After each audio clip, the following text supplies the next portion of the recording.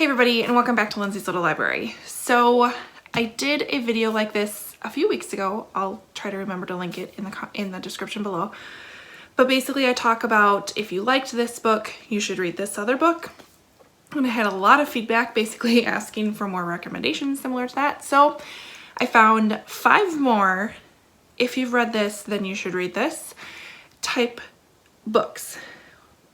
We'll start with the first one that might be a bit of a stretch, but the rest of them totally make sense. So if you read On the Island by Tracy Garvis Graves, you should read Castaways by Jessica Fleck. So both of these books take place on an island. They both kind of center around survival, and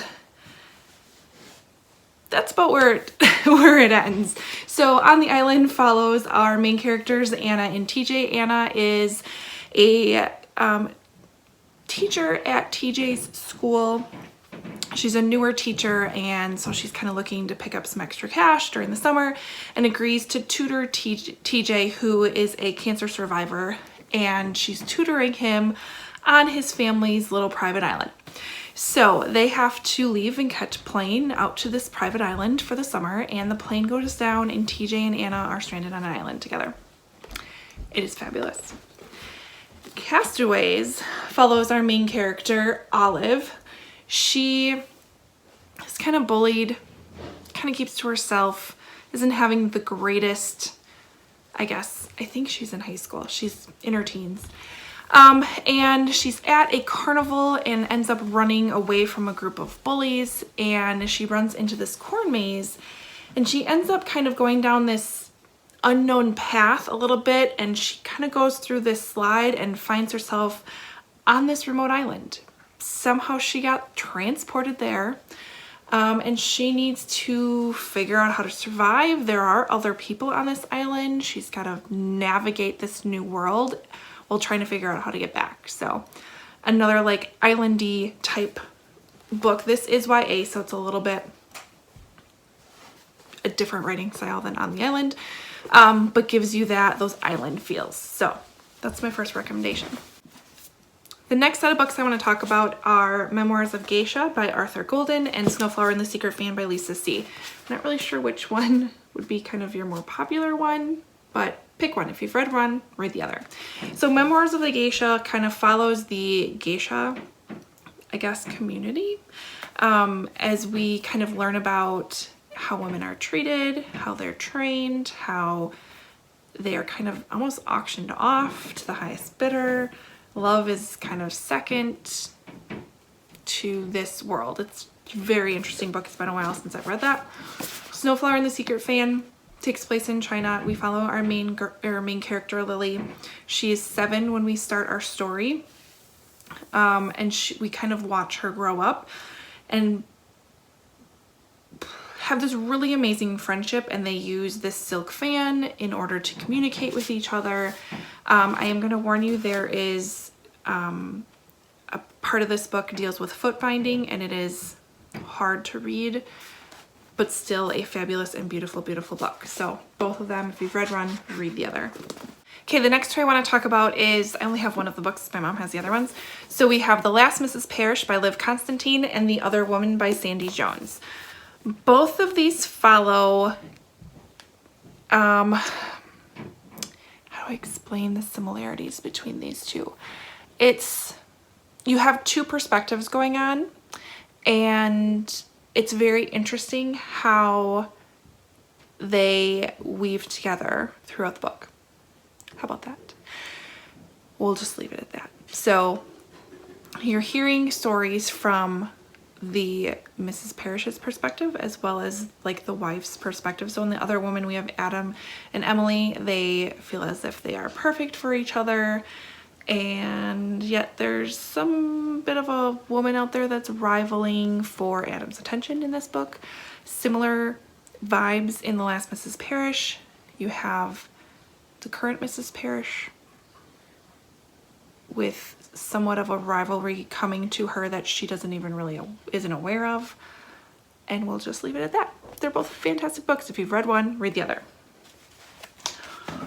The next one I have is centered around World War II historical fiction. So we have, of course, the ever-loved Nightingale by Kristen Hanna. If you loved this book, I highly suggest this, The Storyteller by Jodi Picoult. So Kristen Hanna's Nightingale follows two sisters who are in France while during the Nazi occupation. So one of the sisters stays back. Vianne, I believe her name is Vianne. She stays back and kind of takes care of her children, as well as like just the homestead, and takes care of things at home, whereas Isabel decides to kind of join the French resistance and go fight against the Nazis. And it is a, oh my god, gorgeous, gorgeous story.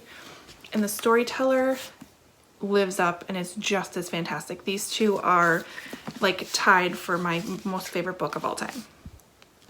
So Storyteller, we have a dual timeline. So we have Sage Singer, who's a baker. She knows the town very, very well. She's lived there her whole life. She knows about Joseph Weber, who is a teacher, and everyone adores him. He's an elderly man that kind of just finds refuge within Sage's bakery and kind of develops, you know, they have a friendship. And so he comes to her one day and says, Sage, I need you to do me a favor. He confesses a long buried and shameful secret, one that no one else in town would ever suspect, and asks her to do a favor. If she says yes, she faces some pretty extreme moral repercussions and legal ones, but yet she feels as though she should. So it's a fantastic book. Dual timelines. You figure out, or you find out kind of pretty early on what's going on, but I don't want to spoil anything. You should just go into it and read it. So if you love The Nightingale, read The Storyteller. And then my last suggestions that I have for you, the thing I find similar with both of these is how much I loved these stories, yet I feel bad for loving these stories as much as I did. So I have all the Ugly and Wonderful Things by Bryn Greenwood, and then My Absolute Darling by Gabrielle Talent. These are both hard books to read. I'm going to tell you that right away. These are not for everybody. All the Ugly and Wonderful Things follows our main character, Wavy, who, how old is she?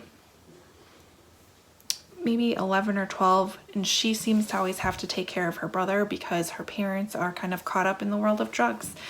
And so she's been dealt a really crappy life, and she becomes friends with Kellen, who is one of the people that kind of works with her dad.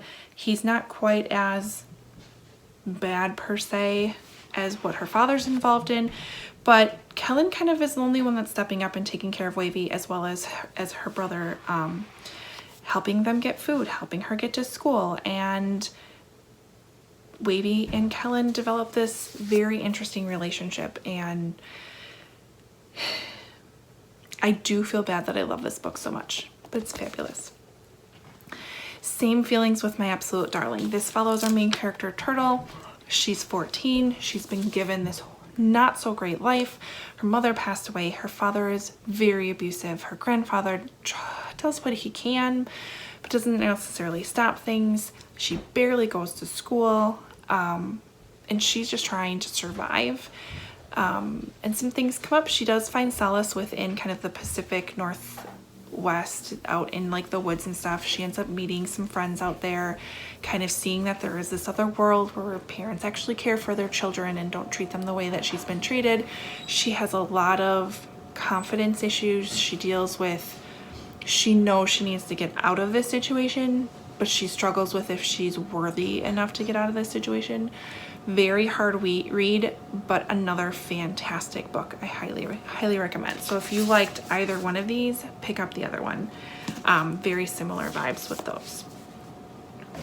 So some of these again are closer to each other than others. This one might be a little bit of a stretch with these two, but just what I'm thinking or how I'm remembering these stories is you get so sucked into the lives of these women. Again, you get so sucked into the lives of the characters in here as well. They both face some really very crazy consequences and crazy decisions that they all have to make in order just to survive. of course different. This does have a World War II story to it, so don't think that it's that far off, but fabulous books. But yeah, those are my suggestions. If you've read any of those, pick up the other ones I'm talking about. If you have other suggestions for me, of course, leave comments below. You know I love to talk about books. Otherwise, like, comment, subscribe, and I will see you next time. Bye.